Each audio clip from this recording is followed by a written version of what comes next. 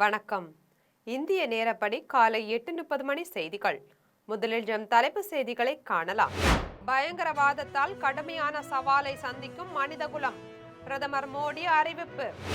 தமிழக வாழ்வாதாரங்களை காக்கும் வகையில் முதலமைச்சர் விஜய் ஆட்சியை நடத்த வேண்டும். மதிமுக பொதுச் செயலாளர் வைகோ வலியுறுத்தல். ஈரான் மிக வேகமாக செயல்பட வேண்டும், இல்லையெனில் அவர்களிடம் எதுவும் மிஞ்சி இருக்காது. அமெரிக்க அதிபர் டிரம்ப் எச்சரிக்கை. IPL 20 ஓவர் கிரிக்கெட் தொடரின் 62வது போட்டி. ராஜஸ்தானை வீழ்த்தி டெல்லி அணி வெற்றி. பயங்கரவாதம் ஒட்டுமொத்த மனிதகுலத்திற்கும் ஒரு கடுமையான சவாலாக உள்ளது என பிரதமர் மோடி தெரிவித்துள்ளார். பிரதமர் நரேந்திர மோடி ஐக்கிய அரபு அமீரகம், நெதர்லாந்து ஆகிய நாடுகளில் சுற்றுப்பயணத்தை முடித்துக்கொண்டு ஸ்வீடனுக்கு சென்றார். ஸ்வீடன் நாட்டில் கோதன்பர்கில் நடைபெற்ற தலைமைச் செயல் அதிகாரிகளின் வட்டமேசை மாநாட்டில் பிரதமர் மோடி கலந்து கொண்டு பேசினார்.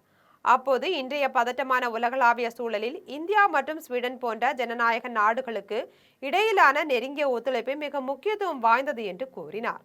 பயங்கரவாதம் ஒட்டுமொத்த மனிதகுலத்திற்கும் ஒரு கடுமையான சவாலாக உள்ளது என்றார். தொடர்ந்து பேசிய பிரதமர் மோடி, கடந்த ஆண்டு பகல்காமில் நடந்த பயங்கரவாத தாக்குதலை தொடர்ந்து ஸ்வீடனிடமிருந்து தங்களுக்கு கிடைத்த ஆதரவிற்காக பிரதமர் கிறிஸ்டசனுக்கு தனது நன்றியை தெரிவித்தார். ஸ்வீடன் நிறுவனங்கள் இந்தியாவில் உற்பத்தி வசதிகளை நிறுவுவது ஒரு நீண்டகால தொழில்துறை கூட்டாண்மையை நோக்கி நாம் நகர்கிறோம் என்பதற்கான சான்றாக விளங்குகிறது என்று குறிப்பிட்டார். தொடர்ந்து இந்நிகழ்வில் கலந்து கொண்ட ஐரோப்பிய ஆணையத்தின் தலைவர் உர்சுலா வான்டர் லேயனுக்கு பிரதமர் நன்றி தெரிவித்தார். இதையடுத்து பிரதமர் நரேந்திர மோடிக்கு ஸ்வீடனின் மதிப்புமிக்க royal order of polar star commander grand cross விருது வழங்கப்பட்டது. இது வெளிநாட்டு தலைவர் ஒருவருக்கு ஸ்வீடன் சார்பில் வழங்கப்படும் மிக உயர்ந்த கௌரவமாக கருதப்படுகிறது. சமூக நீதி, மதச்சார்பின்மை, ஜனநாயகம், பெண்கள் பாதுகாப்பு, தமிழக வாழ்வாதாரங்களை காக்கும் வகையில் முதலமைச்சர் விஜய் ஆட்சியை நடத்த வேண்டும் என்று மதிமுக பொதுச் செயலாளர் வைகோ வலியுறுத்தியுள்ளார். தஞ்சாவூரில் மதிமுக பொதுச் செயலாளர் வைகோ செய்தியாளர்களை சந்தித்து பேசினார். அப்போது ரஜினி அளித்த பேட்டி குறித்து பதிலளித்த அவர், அது அவருடைய சொந்த கருத்து என்று குறிப்பிட்டார். சமூக நீதி, மதச்சார்பின்மை, ஜனநாயகம், பெண்கள் பாதுகாப்பு, தமிழக வாழ்வாதாரங்களை காக்கும் வகையில் முதலமைச்சர் ஜோசப் விஜய் ஆட்சியை நடத்த வேண்டும் என்று வலியுறுத்தினார். மும்மொழி கொள்கையை திமுக ஆட்சியில் ஏற்றுக்கொள்ளாமல் இருந்த அதே நிலைப்பாட்டை தான் இன்றைய அரசும் பின்பற்ற வேண்டும் என்று கேட்டுக்கொண்டார். நீட் தேர்வு வினாத்தால் கசிந்ததால் மாணவர்கள் மிக பெரிய அளவில் பாதிக்கப்பட்டுள்ளனர். எனவே இதற்கு பொறுப்பேற்று மத்திய கல்வித்துறை அமைச்சர் தர்மேந்திர பிரதான் தனது பதவியை ராஜினாமா செய்ய வேண்டும் என்று தெரிவித்தார். ஆனைமங்கல செப்பேடு கொள்ளை விட பழமையான செப்பேடுகள் சோழமண்டலத்தின் பல்வேறு இடங்களில் உள்ளதால் அதை கண்டறிந்து மத்திய அரசு ஆய்வு செய்ய வேண்டும் என்று கூறினார். ஈரான் மிக வேகமாக செயல்பட வேண்டும், இல்லையெனில் அவர்களிடம் எதுவும் மிஞ்சி இருக்காது என்று அமெரிக்க அதிபர் டிரம்ப் எச்சரிக்கை விடுத்துள்ளார். அமெரிக்க அதிபர் டொனால்ட் ட்ரம்ப் தனது ட்ரூத் சோஷியல் வலைதள பக்கத்தில் ஈரானுக்கு நேரம் குறைந்து கொண்டே போகிறது என்று தெரிவித்தார். அவர்கள் மிக வேகமாக செயல்பட வேண்டும் என்றும், இல்லையெனில் அவர்களிடம் எதுவும் மிஞ்சி இருக்காது என்றும் எச்சரிக்கை விடுத்தார். எனவே காலம் பொன்னானது என்று தெரிவித்தார். இதற்கு பதிலளித்த ஈரான் அரசு, பிராந்தியம் முழுவதும் குறிப்பாக லெபனானில் இராணுவ நடவடிக்கைகள் முடிவுக்கு வந்து தங்கள் மீதான தடைகள் நீக்கப்பட்டு வெளிநாட்டு சொத்துகள் விடுவிக்கப்பட்டால் மட்டுமே பேச்சுவார்த்தைக்கு திரும்புவதாக தெரிவித்துள்ளது. IPL 20 ஓவர் கிரிக்கெட் தொடரின் 62வது போட்டியில் ராஜஸ்தானை வீழ்த்தி டெல்லி அணி வெற்றி பெற்றுள்ளது. டெல்லி மைதானத்தில் 19வது IPL 20 ஓவர் கிரிக்கெட் தொடரின் 62வது போட்டி இன்று நடைபெற்றது. இந்த போட்டியில் டெல்லி கேபிட்டல்ஸ் மற்றும் ராஜஸ்தான் அணிகள் மோதின. டாஸ் வென்ற டெல்லி அணி பந்து வீச்சை தேர்வு செய்தது. இதன்படி முதலில் பேட்டிங் செய்த ராஜஸ்தான் அணி 20 ஓவர்களில் 8 விக்கெட் இழப்புக்கு 193 ரன்கள் எடுத்தது. இதில் ரியான் பராக் 51 ரன்களும், துருவ் ஜூரேல் 53 ரன்களும் எடுத்தனர். இதனை அடுத்து 194 ரன்கள் எடுத்தால் வெற்றி என்ற இலக்குடன் களமிறங்கிய டெல்லி அணி 19 ஓவரில் 5 விக்கெட் இழப்புக்கு 197 ரன்கள் எடுத்து வெற்றி பெற்றது. இதில் சிறப்பாக விளையாடிய அபிஷேக் போரல் 51 ரன்களும், KL ராகுல் 56 ரன்களும் எடுத்து அசத்தினர். ஸ்வீடன் நாட்டுக்கு அரசுமுறை பயணமாக சென்றுள்ள பிரதமர் நரேந்திர மோடிக்கு அங்குள்ள இந்திய வம்சாவளியினர் சிறப்பான வரவேற்பு அளித்தனர். பிரதமர் நரேந்திர மோடி ஐக்கிய அரபு அமீரகம், நெதர்லாந்து ஆகிய நாடுகளில் சுற்றுப்பயணத்தை முடித்துக்கொண்டு ஸ்வீடனுக்கு சென்றார். கோதன்பர்க் நகரில் இந்திய வம்சாவளியினர் திரண்டு நின்று அவருக்கு வரவேற்பு அளித்தனர். பிரதமர் மோடியை வரவேற்கும் வகையில் ஆடல், பாடல் உள்ளிட்ட கலை நிகழ்ச்சிகள் ஏற்பாடு செய்யப்பட்டிருந்தன. அதில் ஸ்வீடன் பெண் பாட்டு பாடியதை பிரதமர் மோடி கேட்டு மகிழ்ந்தார். ஸ்வீடன் நாட்டு பரதநாட்டிய கலைஞர்களின் நடனத்தையும் பிரதமர் மோடி கண்டுகளித்தார். ஸ்வீடன் நாட்டு இசைக்குழுவினரின் வாத்திய இசையையும் பிரதமர் மோடி கேட்டு மகிழ்ந்தார். ஸ்வீடன் வாழ் இந்திய வம்சாவளி பெண்கள் பிரதமர் நரேந்திர மோடிக்கு ஆரத்தி எடுத்து வரவேற்றனர். கேரளத்தில் ஐக்கிய ஜனநாயக முன்னணி அரசு இன்று ஆட்சி பொறுப்பேற்கும் நிலையில் முதலமைச்சர் சதீசனுடன் 20 அமைச்சர்களும் பதவியேற்க உள்ளனர். கேரள சட்டமன்ற தேர்தலில் வெற்றி பெற்ற காங்கிரஸ் தலைமையிலான ஐக்கிய ஜனநாயக முன்னணி இன்று ஆட்சி அமைக்கிறது. திருவனந்தபுரம் சென்ட்ரல் ஸ்டேடியத்தில் இன்று காலை 10 மணிக்கு பதவியேற்பு விழா நடைபெறுகிறது. இந்த விழாவில் முதலமைச்சராக சதீசன் பதவியேற்றுக் கொள்கிறார். அவருக்கு ஆளுநர் ராஜேந்திர அர்லேக்கர் பதவியேற்பு உறுதிமொழியும் ரகசிய காப்பு உறுதிமொழியும் செய்து வைக்கிறார். சதீசனுடன் குஞ்சாலிக்குட்டி, ரமேஷ் சென்னிதாலா, சன்னி ஜோசப், முரளிதரன், மோன்ஸ் ஜோசப், சிபு பேபிஜான், அனூப் ஜோக்கப், ஜான் அனில்குமார், சம்சுதீன், விஷ்ணுநாத், ரோஜிஜான், பிந்து கிருஷ்ணா, லிஜு, சாஜி, பசீர், அப்துல் கபூர், சித்திக், துளசி, ஜனீஸ் ஆகியோர் அமைச்சர்களாக பதவியேற்க உள்ளனர். சட்டப்பேரவைத் தலைவராக திருவஞ்சூர் ராதாகிருஷ்ணனும் துணைத் தலைவராக சனிமோல் உஸ்மானும் செயல்படுவார்கள் என்றும் தெரிவிக்கப்பட்டுள்ளது. பதவியேற்பு விழாவில் காங்கிரஸ் தலைவர் மல்லிகார்ஜுன கார்கே, ராகுல் காந்தி, பிரியங்கா காந்தி, கர்நாடக முதலமைச்சர் சித்தாராமையா, தெலுங்கானா முதலமைச்சர் ரேவந்த் ரெட்டி, இமாச்சல முதலமைச்சர் சுக்வீந்தர் சிங், கர்நாடக துணை முதலமைச்சர் சிவகுமார், கேரள முன்னாள் முதலமைச்சர் பினராயி விஜயன், பாஜக மாநில தலைவர் ராஜீவ் சந்திரசேகர், பினய் விஸ்வம் ஆகியோர் கலந்து கொள்ள உள்ளதாக சதீஷன் தெரிவித்தார். புதியவர்களை குறைத்து மதிப்பிட முடியாது என்றும் அவர்களிடம் அதிகம் எதிர்பார்க்க முடியாது என்றும் தாவேக ஆட்சியை பற்றி கருத்து கூறிய மாநிலங்களவை உறுப்பினர் கமலஹாசன் தெரிவித்துள்ளார். சேயோன் படத்தின் பூஜையில் கலந்து கொள்ள மக்கள் நீதி மய்ய தலைவரும் மாநிலங்களவை உறுப்பினருமான கமலஹாசன் சென்னையிலிருந்து விமானத்தில் மதுரைக்கு வந்தார்.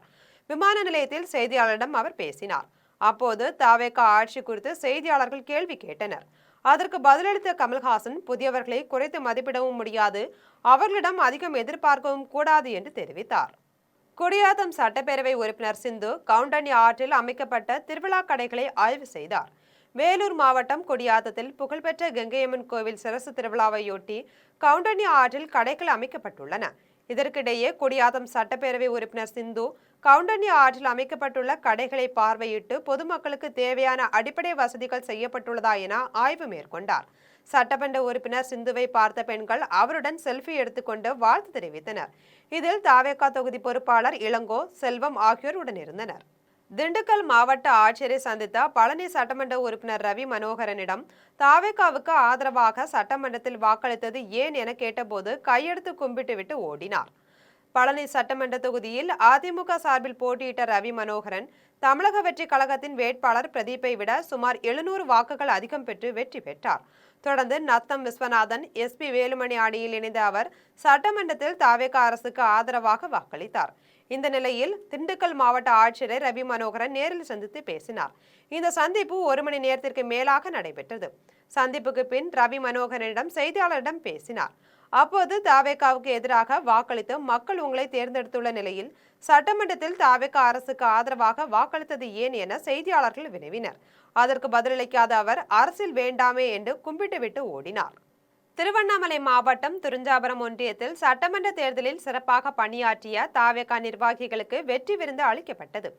திருவண்ணாமலை மாவட்டம் மங்கலத்தில் தமிழக வெற்றி கழகம் துரிஞ்சாபுரம் தெற்கு ஒன்றிய செயலாளர் சுரேஷ் தலைமையில் சட்டமன்ற தேர்தலில் சிறப்பாக பணியாற்றியதற்கு நிர்வாகிகளுக்கு வெற்றி விருந்து அளிக்கப்பட்டது. இதில் 300க்கும் மேற்பட்டோர் பங்கேற்றனர். அப்போது பேசிய தாவேகா ஒன்றிய செயலாளர் சுரேஷ் மக்களின் பிரச்சனைகளை தீர்க்க வழிவகை செய்து கட்சியை வளர்க்க வேண்டும் என கேட்டுக்கொண்டனர். திருவண்ணாமலை மாவட்டம் வந்தவாசியில் கம்பன் விழாவில் நடைபெற்ற பட்டிமன்றத்தை ஏராளமானோர் கண்டுகளித்தனர். வந்தவாசி வட்ட தமிழ் சங்க தலைவர் சிவராமகிருஷ்ணன் தலைமையில் கம்பன் விழா நடைபெற்றது. இதில் தியாகத்தில் முன்னின்றோர் கோசலையா, தாரையா, மண்டோதரியா என்ற தலைப்பில் நடைபெற்ற சிறப்பு பட்டிமன்றத்தில் வங்காரம் ராமஜெயம், பேராசிரியர் ரஜினி மாவளவாடி, ஏழுமலை மோகனாம்பாள், சந்திரசாலிகை, செந்தாமரை செல்வி ஆகியோர் வாதிட்டனர். நடுவராக இருந்த தமிழ்ச்சங்க தலைவர் சிவராமகிருஷ்ணன் தியாகத்தில் முன்னின்றவர் மண்டோதரியா என தீர்ப்பளித்தார். இந்த கம்பன் விழாவில் தமிழ்ச்சங்க செயலாளர் மயில்வாகனன், துணைத் தலைவர்கள் சாமி, பிச்சாண்டி, ஸ்ரீதர், பொருளாளர் முருகவேல், நிகழ்ச்சி தொடர்பாளர் கிருஷ்ணன், பட்டு, தமிழ்ராசா, வெங்கடேசன் ஆகியோர் கலந்து கொண்டனர். ஆத்தூர் அருகே அரசு டாஸ்மாக் கடையை பொதுமக்கள் முற்றுகையிட்ட போது மது வாங்க வந்தவர்களை உள்ளே அனுமதிக்காமல் எதிர்ப்பு தெரிவித்ததால் பரபரப்பு ஏற்பட்டது. சேலம் மாவட்டம் ஆத்தூர் அருகே ராமநாயக்கன் பாளையத்தில் உள்ள அரசு டாஸ்மாக் மதுக்கடையை அகற்ற கோரி பொதுமக்கள் முற்றுகையிட்டனர். 12 மணி அளவில் கடையை திறந்தபோது மது பாட்டில்கள் வாங்குவதற்காக குடிகாரர்கள் குவிந்தனர். பொதுமக்கள் அவர்களை உள்ளே செல்ல விடாமல் எதிர்ப்பு தெரிவித்தனர். இதனால் அப்பகுதியில் பரபரப்பு ஏற்பட்டது. மேலும் இது குறித்த தகவல் அறிந்து வந்த காவல்துறையினர் பொதுமக்களுடன் பேச்சு நடத்தினர். இருந்தபோதும் கடையை மூடாமல் கலைய மாட்டோம் என பொதுமக்கள் தெரிவித்ததால் தற்காலிகமாக கடையை மூடினர். முறையாக மனு அளித்தால் கடையை அகற்ற நடவடிக்கை எடுக்கப்படும் என தெரிவித்ததால் அனைவரும் அங்கிருந்து கலைந்து சென்றனர். ஆத்தூரில் மளிகை கடைக்கு வந்த பார்சலை ஒருவர் திருடி செல்லும் சிசிடிவி காட்சி வெளியாகியுள்ளது. சேலம் மாவட்டம் ஆத்தூர் கேசவலு தெருவில் உள்ள மளிகை கடைக்கு பார்சல் வண்டி மூலம் 2 பெட்டிகள் வந்துள்ளன. அந்த பெட்டிகளை கடை முன்பு வைத்துவிட்டு சென்றுள்ளனர். இதனை அடுத்து கடையின் உரிமையாளர் கடையை திறப்பதற்கு வந்துள்ளார். அப்போது பார்சல் பெட்டி காணாமல் போனதால் அங்குள்ள சிசிடிவி காட்சியை ஆய்வு செய்துள்ளார். அப்போது ஒருவர் நைஸாக பெட்டியை தூக்கி செல்லும் காட்சி பதிவாகியுள்ளது. இதுகுறித்து கடை உரிமையாளர் ஆத்தூர் காவல்துறையில் புகார் அளித்துள்ளார். இந்த காட்சி சமூக வலைதளத்தில் பரவி வருகிறது. சேலம் மாவட்டம் ஏற்காட்டில் கோடை சீசனை அனுபவிக்க சுற்றுலா பயணிகள் வாகனங்களில் வந்து குவிந்ததால் போக்குவரத்து நெரிசல் ஏற்பட்டது. சேலம் மாவட்டம் ஏற்காட்டில் கோடை சீசன் களை கட்ட தொடங்கியுள்ளது. பள்ளிகளுக்கு கோடை விடுமுறை விடப்பட்டுள்ளதால் பல்வேறு மாவட்டங்களில் இருந்து ஏராளமான சுற்றுலா பயணிகள் ஏற்காட்டிற்கு வந்தனர்.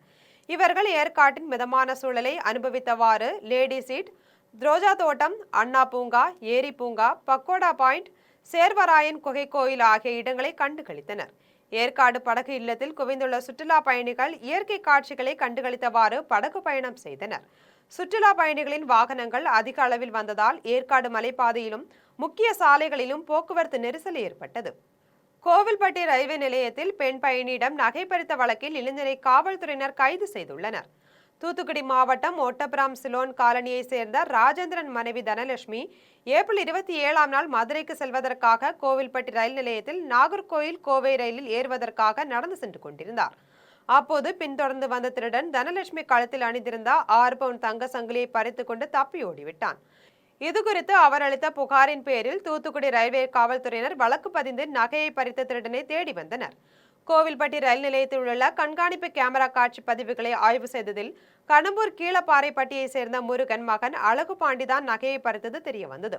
இதனை அடுத்து அவரை கைது செய்து நகையை பறிமுதல் செய்தனர். பெரியபாளையம் அருகே இருசக்கர வாகனம் திருடிய 2 பேரை காவல்துறையினர் கைது செய்து சிறையில் அடைத்தனர்.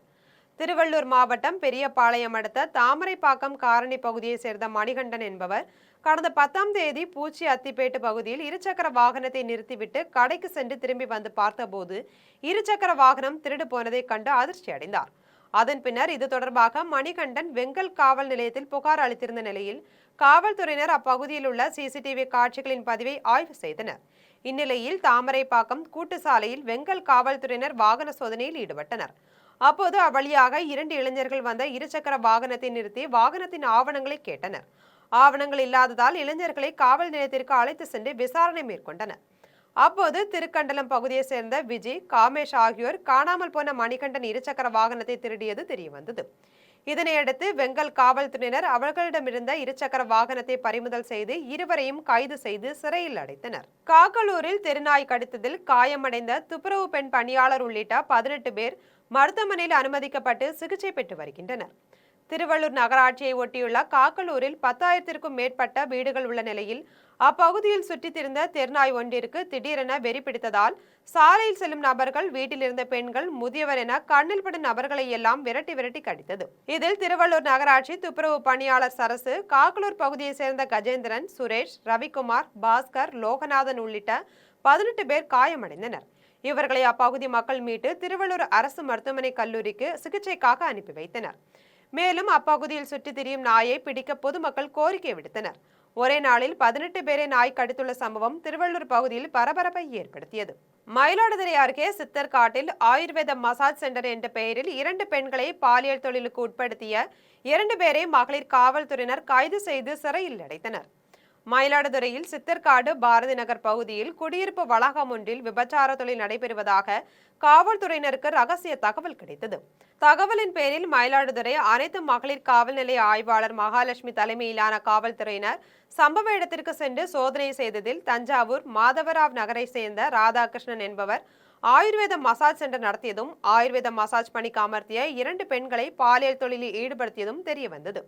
இதனையடுத்து விபச்சார தொழிலில் ஈடுபட்ட ராதாகிருஷ்ணன் மற்றும் அவருக்கு உடந்தையாக இருந்த கேரள மாநிலம் மாப்பிள்ளைச்சேரி பகுதியைச் சேர்ந்த தோமஸ் ஆகிய இருவரையும் கைது செய்து மயிலாடுதுறை நீதிமன்றத்தில் ஆஜர்படுத்தி சிறையில் அடைத்தனர். மேலும் பாதிக்கப்பட்ட இரு பெண்களையும் மயிலாடுதுறை மாவட்டத்தில் அமைந்துள்ள வட்டார பாலின வள மையத்தில் சேர்த்தனர். இச்சம்பவம் குறித்து அனைத்து மகளிர் காவல் ஆய்வாளர் மகாலட்சுமி தொடர் விசாரணை மேற்கொண்டு வருகிறார். அரபிக்கடல் பகுதியில் சூறைக்காற்று வீசுவதாலும் கடல் சீற்றத்துடன் காணப்படுவதாலும் கன்னியாகுமரி மாவட்ட மீனவர்கள் கடலுக்கு மீன்பிடிக்க செல்லவில்லை. கன்னியாகுமரி மாவட்டம் குளச்சல் பகுதியில் கடந்த 2 நாட்களாக சூறைக்காற்றுடன் கடல் சீற்றத்துடன் காணப்படுகிறது. இதனால் குளச்சல், கொட்டில்பாடு சுற்றுவட்டார பகுதிகளில் கட்டுமரம், வல்லம், பைபர் படகு மீனவர்கள் கடலுக்கு மீன்பிடிக்க செல்லவில்லை. இதையடுத்து அவர்கள் தங்களது படகுகளை குளச்சல் துறைமுகத்திலேயே நிறுத்தி வைத்துள்ளனர். கட்டுமர மீனவர்கள் கடலுக்கு செல்லாததால் சந்தைகளில் மீன்வரத்து குறைந்தது. மேலும் சுற்றுலா பயணிகள் குளச்சல் கடற்கரைக்கு செல்ல தடை விதிக்கப்பட்டுள்ளது. அத்துடன் சுற்றுலா பயணிகள் கடற்கரைக்கு செல்லாத வண்ணம் போலீசார் கயிறு கட்டி கண்காணிப்பு பணியில் ஈடுபட்டனர். உயர் ரத்த அழுத்தத்தை கட்டுக்குள் வைப்பதற்கான முக்கியத்துவத்தை ஏற்படுத்தும் விழிப்புணர்வு நிகழ்ச்சி சென்னை மயிலாப்பூரில் நடைபெற்றது. உலக உயர் ரத்த அழுத்த தினத்தை முன்னிட்டு சென்னை மயிலாப்பூரில் உள்ள நட்சத்திர விடுதியில் இந்திய உயர் ரத்த அழுத்த சங்கம், தமிழ்நாடு மாநில உயர் ரத்த அழுத்த சங்கம், இந்திய மருத்துவ சங்கம் ஆகியவை இணைந்து உயர் ரத்த அழுத்தத்தை துல்லியமாக கண்டறிதல் மற்றும் அவற்றை நிர்வகித்தல் குறித்த விழிப்புணர்வு நிகழ்ச்சியை நடத்தியது. நிகழ்ச்சிக்கான ஏற்பாடுகளை மருத்துவர் நரசிங்கன் ஏற்பாடு செய்திருந்தார். நிகழ்ச்சியில் கலந்து கொண்ட பொதுமக்களுக்கு உயர் ரத்த அழுத்தத்தின் பாதிப்புகள் மற்றும் அதனால் ஏற்படும் கடுமையான சிக்கல்கள் குறித்தும் அதனை தடுக்கும் வழிமுறைகள் குறித்தும் எடுத்துரைக்கப்பட்டது. மேலும் உயர் ரத்த அழுத்தத்தை கண்டறிதல் குறித்தும் விழிப்புணர்வு ஏற்படுத்தப்பட்டது. இந்நிகழ்ச்சியில் இந்தியாவின் முன்னணி மருத்துவர்கள், பொதுமக்கள் திரளாக கலந்து கொண்டனர். திண்டுக்கல்லில் முன்னாள் ஆசிரியருக்கு மரியாதை தரும் வகையில் அவரிடம் பயின்ற மாணவ மாணவிகள் இணைந்து நினைவு அஞ்சலி கூட்டம் நடத்தியுள்ளனர். திண்டுக்கல் மாவட்டம் தாடிக்கொம்பை சேர்ந்த அன்னலட்சுமி உலகம்பட்டி அரசு பள்ளியில் 35 ஆண்டு காலம் பணியாற்றியவர். அவர் காலமான நிலையில் அதற்கான 40வது நாள் நினைவஞ்சலி அவர் குடும்பத்தினரால் ஏற்பாடு செய்யப்பட்டிருந்தது. இந்த நிலையில் அவரிடம் 1976 இருந்து 2013 வரை படித்த 100க்கும் மேற்பட்ட மாணவர்கள் ஒன்றாக சேர்ந்து வந்து அவரது குடும்பத்தினருக்கு ஆறுதல் தெரிவித்தனர். அவர் படத்துக்கு மலர் தூவி மரியாதை செலுத்தினர். அது மட்டுமல்லாமல் மாணவ மாணவிகள் எளிதாக ஆங்கிலம் படிக்க வேண்டும் என்பதற்காக அன்னலட்சுமி ஆசிரியர் எழுதிய புத்தகங்களை வெளியிட்டு ஏழை மாணவ மாணவிகளுக்கு இலவசமாக வழங்கியது நிகழ்ச்சியை ஏற்படுத்தியது. மீண்டும் தலைப்பு செய்திகள். பயங்கரவாதத்தால் கடுமையான சவாலை சந்திக்கும் மனிதகுலம், பிரதமர் மோடி அறிவிப்பு. தமிழக வாழ்வாதாரங்களை காக்கும் வகையில் முதலமைச்சர் விஜய் ஆட்சியை நடத்த வேண்டும், மதிமுக பொதுச் செயலாளர் வைகோ வலியுறுத்தல். ஈரான் மிக வேகமாக செயல்பட வேண்டும், இல்லையெனில் அவர்களிடம் எதுவும் மிஞ்சி இருக்காது, அமெரிக்க அதிபர் டிரம்ப் எச்சரிக்கை. IPL 20 ஓவர் கிரிக்கெட் தொடரின் 62வது போட்டி, ராஜஸ்தானை வீழ்த்தி டெல்லி அணி வெற்றி. இத்துடன் ஜெம் செய்திகள் நிறைவடைகின்றன. மீண்டும் ஜெம் செய்திகள் மதியம் 1:30 மணிக்கு. உடனுக்குடன் செய்திகளை காண GemLive.tv என்ற இணையதளத்தில் இணைந்திருங்கள். நன்றி, வணக்கம்.